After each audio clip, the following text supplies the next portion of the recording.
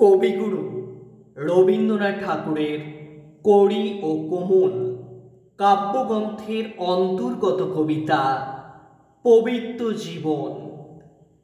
মিছে হাসি মিছে বাঁশি, মিছে এ যৌবন, মিছে এই দরসের পরশের খেলা। চেয়ে দেখো পবিত্র এ মানব জীবন, কে ইহারে অকাতরে করে অবহেলা। ভেসে ভেসে এই মহা চরাচর স্রোতে কে জানে গো আসিয়াছে কোন থান হতে, কোথা হতে নিয়ে এলো প্রেমের আভাস।